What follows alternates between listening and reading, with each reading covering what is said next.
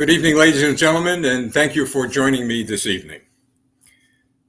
Canadian Foreign Affairs Minister Mélanie Joly reportedly stated in an interview that Canada has been working on, and I quote, a game plan for the outcome of America's upcoming presidential election.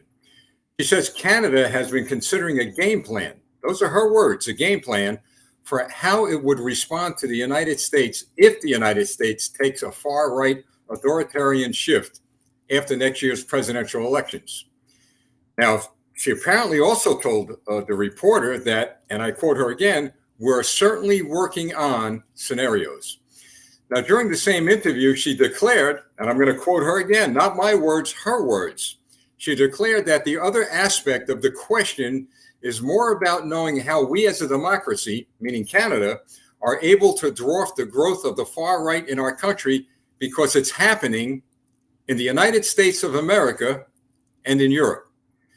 Now, Joly has condemned political opposition at home and abroad before, such as when she appeared to blame American conservatives for interfering in Canadian politics by supporting truckers in the Freedom Convoy as they protested against vaccine mandates.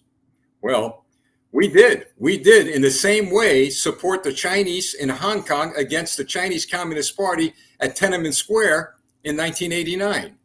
We did the same way as we supported the Polish Solidarity movement against the Soviet Union in the 1980s. And the same way that we did that for them, we're going to defend our country, the United States of America, against the Chinese Communist Party wherever they rear their evil head. Now, let me give you, Ms. Joly, a little bit of an education about America and perhaps a few other things about people who love freedom and liberty.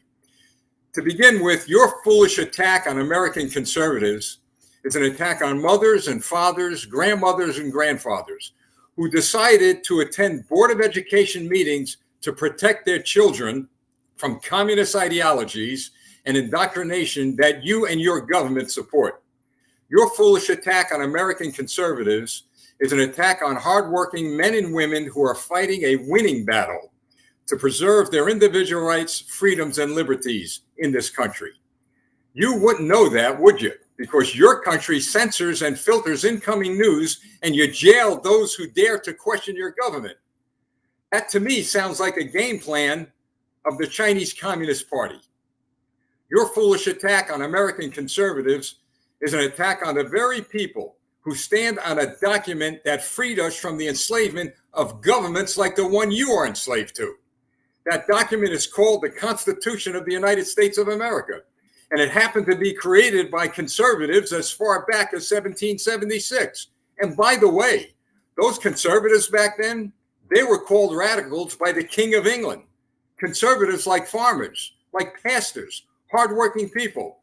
Does that sound familiar to you? Your foolish attack on American conservatives is an attack on the people from all walks of life.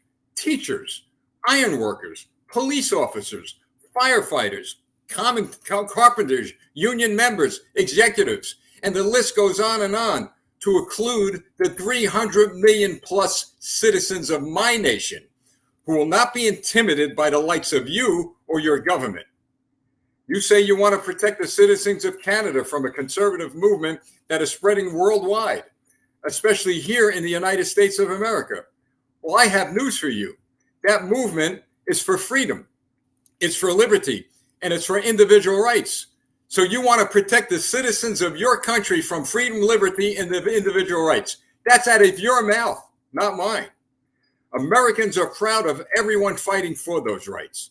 Conservatives in America are winning in this country, in our schools, in our local and state governments, and in the courts. And very soon, we're going to be winning in the United States Congress, the Senate, and the White House. So whatever your game plan is, you bring it on. You have proven to me, at least, and I'm sure millions of people, not only throughout America, but around the world, that you and your government are what I have been saying for a year and a half. You and your government are a national security to the threat of my country. You are a national security threat to the United States of America, in my opinion. And I believe in the opinions of millions of others. And that is something, know this, that is something our leaders will have to address in due time. Throughout history, the United States has been that shining city on a hill, fighting against communism worldwide, as I said earlier, no matter where it rears its ugly head. So I would say this to you, Mrs. or Miss Foreign Minister Affairs over there in Canada. By the end of that plan that you have, that great plan that you're so proud of, I would believe that you will be signing off of your plan with the famous lyrics of that famous song, "What Kind of Fool Am I?" I am proud to be an American. I am proud to be a conservative. And I'm proud of the Canadian people and others worldwide who stand for what? For freedom, for liberty, and individual rights. Miss Foreign Minister, know this. Freedom will always ring in the hearts, souls, and spirits of good people. And I say to you that as you're singing your song, "What Kind of Fool Am I?" we the people will be singing that wonderful song, "Let Freedom Ring." I'm Lieutenant Stephen Rogers.